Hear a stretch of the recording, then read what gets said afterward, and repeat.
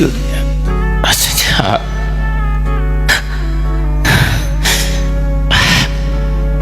sepertinya jauh sekali dari yang Ustaz sampaikan tadi. Saya kurang belum mengerti. Jangan kenapa bahasa Arab juga tidak fasih. Ilmu kita gimana Ustaz? Nggak kepikir punya posisi seperti sekarang ini. Tapi kalau kriteria ulama seperti tadi,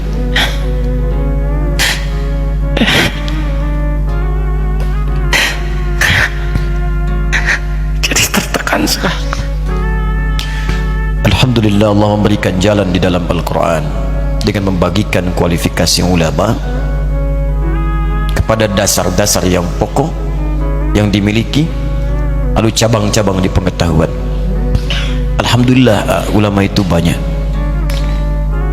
Yang gak hafal Quran ada ulama dah hafal Quran. Yang dah bisa bahasa Arab banyak.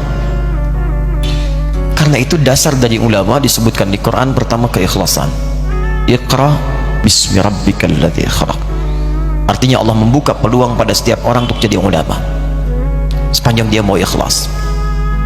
Kedua, tafaqquh fid din, Quran surah ke-9 ayat 122. Dia mau belajar, gak harus menguasai semua ilmu. Tidak, apa yang kita ingin ajarkan itu yang kita dalami. Sepengetahuan kami demikian. Saya pernah dinasehati profesor kami saat di Libya, semoga Allah muliakan beliau. Nah, kata beliau, kalau engkau belajar satu ilmu dan engkau dalami, titiknya begini. Tapi kalau engkau ingin kuasai semuanya, maka beliau membuat lingkaran. Engkau tidak akan mendapatkan apapun, kosong. Itulah hikmahnya Allah jadikan bahkan para imam mazhab ada 4. Karena ternyata setiap 4 itu melengkapi satu dengan yang lainnya. Kenapa Luqman disebut dengan Al-Hakim? Karena ilmunya memang ilmu hikmah. Gak ada yang lainnya. Luqman bukan ahli fiqih, Luqman bukan ahli tafsir, tapi belajar hikmah dipraktekkan. Saking dihormatinya, diapresiasi oleh Allah, diabadikan namanya dalam Al-Quran surah ke-31, surah Luqman. Imran bukan ulama, Imran orang soleh, tapi menyiapkan anaknya Maryam dekat dengan Allah. Fokus ibadah, satu passion.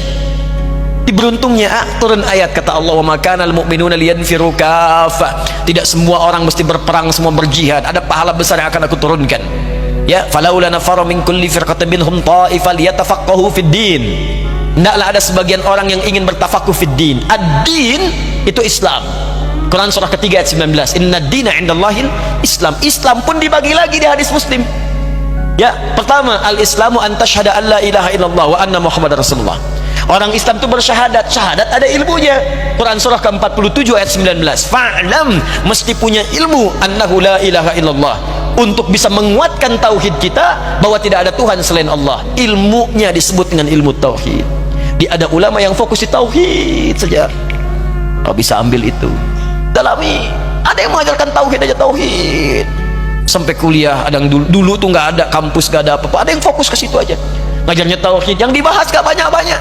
Kata Abdurrahman As-Sulami, ini hadis yang sangat populer di Al-Bukhari, nomor hadis 4719. Al-Bukhari menerima dari Hajjaj bin Minhal, Hajjaj bin Minhal menerima dari Syu'bah, Syu'bah menerima dari Alqamah bin Marthad, Alqamah bin Marthad menerima dari Sa'ad bin Ubaidah, Sa'ad bin Ubaidah menerima dari Abu Abdurrahman As-Sulami, Abu Abdurrahman As-Sulami menerima dari Uthman bin Affan dan Ali bin Abi Thalib radhiyallahu ta'ala anhuma dari Nabi sallallahu alaihi wasallam. Hadisnya, khairukum man ta'allama al-Qur'ana wa 'allama. Kalau anda ingin jadi orang baik, kata Nabi, belajar Quran dan amalkan. Tapi kata Abu Abdurrahman As-Sulami, lihat komentarnya, akhadtul Qur'ana an qaumin, saya belajar Quran dari kalangan sahabat yang banyak, dan saya tidak dapati mereka itu kebanyakan semua hafal Quran. Sahabat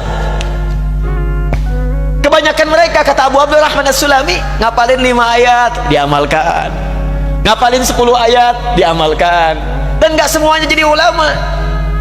Mengamalkan apa yang ia pelajari sesuai passionnya. Ada ulama di bidang tijarah, bisnis, Utsman bin Affan, Abdurrahman bin Auf. ada yang di bidang hukum, ya. Abdullah bin Abbas di tafsir, Abdullah bin Umar di fiqih. Fokusnya, passionnya. Kemudian nanti ada fikih sholat, waktu qimah sholat, ahli di bidang fikih, ada tauhid, ada fikih, ada usul fikih. Alhamdulillah, Allah karuniakan di tauhidnya. Bukankah Nabi pertama buka pesantren tauhid, Darut Tauhid, ya kan? Di Mekah itu kan Darut Tauhid. Allah alhamdulillah punya 400 meter di awalnya. Nabi mungkin 40 kali 40 nggak nyampe. Dan itu wakaf, makanya fitrah dakwah itu awalnya pasti itu wakaf, kontrak dulu. Nabi kan dulu wakaf, dipakai dulu tuh punyanya Arqam bin Abi Arqam, Baitul Arqam, Darul Arqam. Anak muda 17 tahun mewakafkan rumahnya untuk taklim Nabi. Peserta cuma 40 orang. Dikenal as-sabiqun al-awwalun. Yang diajarkan tauhid aja. Kalau Nabi tauhid. Tapi alumni Darul Arqam menyebar ke muka bumi, semua sukses dan berhasil membawa risalah Islam. 40 orang. Hebatnya di situ, kalau ikhlas dekatkan oleh Allah. Datang Abu Bakar, bagian donaturnya. Datang Utsman lagi, dikenalkan orang-orang hebat. Maka di situ jadi donasi kuat. Makanya saat pindah ke Madinah masjidnya lebih luas, lebih luas, orang lebih banyak lagi. Itu fitrah. Kalau kita ikhlas awalnya mungkin kontrakan, rumah biasa, Allah akan kirimkan orang-orang hebat dengan dananya, dengan supportnya, dengan kekuatannya. Ahli militernya masuk Islam, Khalid bin Walid, ahli militernya. Mungkin nanti Panglima akan datang, ini akan datang, banyak orang datang. 12.000 akhirnya. Dari 40 Nabi punya 12.000 sahabat kemudian hari. 38 jadi panglima. Satu panglimanya bisa setara untuk menaklukkan Persia dan Romawi. Alhamdulillah, syukuri. Mau fokus di tauhid, fokus di hikmah, silahkan. Mungkin kami yang di fiqih, ada yang di Quran, ya, fokus dan saling melengkapi.